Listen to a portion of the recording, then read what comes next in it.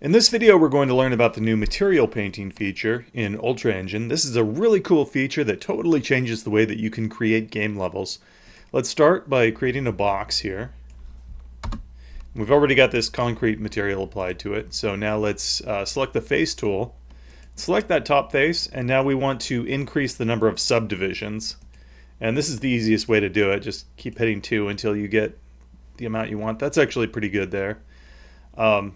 And now we're going to select the paint tool, and we're going to use this surface imperfections material is good. And you can see the highlight of the paint tool, and we're just going to click the mouse and start painting.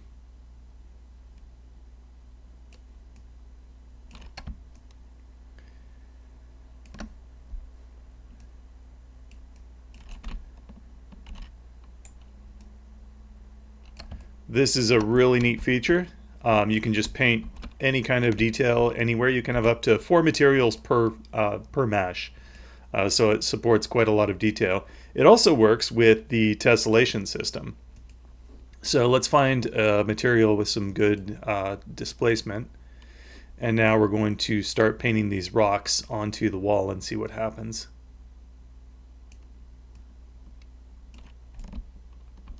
Now you have these rocks just popping out of this wall.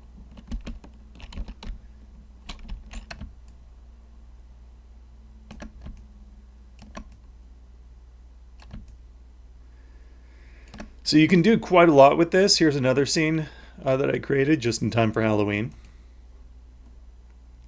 And you have this alien flesh, gross stuff all over the walls. It's very cool, along with rocks. I don't know why there's rocks coming out of the walls, but I think they look very cool.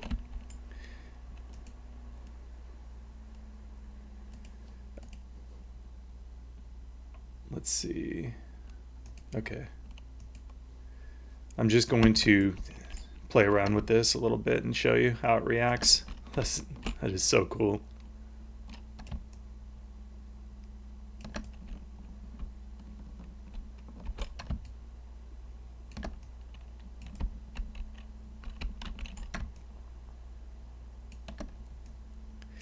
Now you can, let's see, you have some options for what gets painted. So if I want to only paint the object that I picked, let's say I want to remove all this goop from this block here, but I don't want to affect the floor around it. I'm going to hold the control key to remove for erase and then just start painting here. And it only removes it from the object that I picked. And I can do the same thing if I pick the floor there, and then I want to add the goop to this block, then I can do that. But I like having it everywhere. This is just really fun to play with. Let's decrease the strength of that brush so you can see a little bit. You can see better like how it reacts.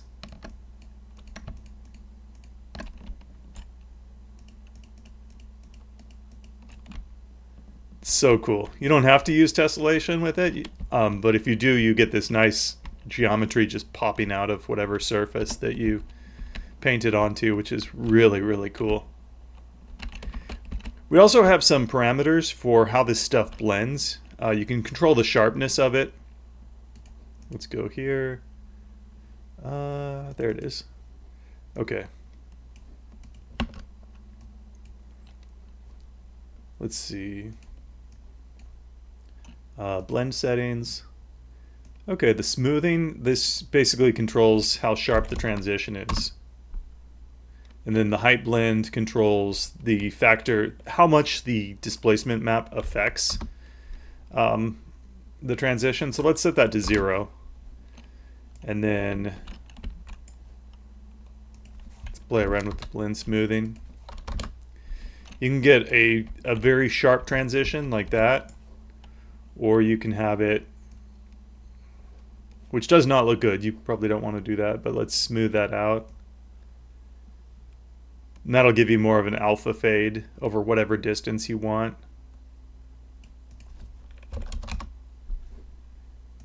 Now I don't like that either because it just looks like, it doesn't look like anything. It just looks like the two things are blurring together. So you probably want to set this. Let's start at 20 and see what that does. See, that gives us some transition here where it's not really one material or the other. And if we want to make it sharper, we can. That's too much. Something like that is probably pretty good. Let's set it at 15. And then the height map will also determine like how much the... It's a multiplier for the displacement map. So if you have a displacement map with it, then the displacement map will start to have a heavier influence, basically.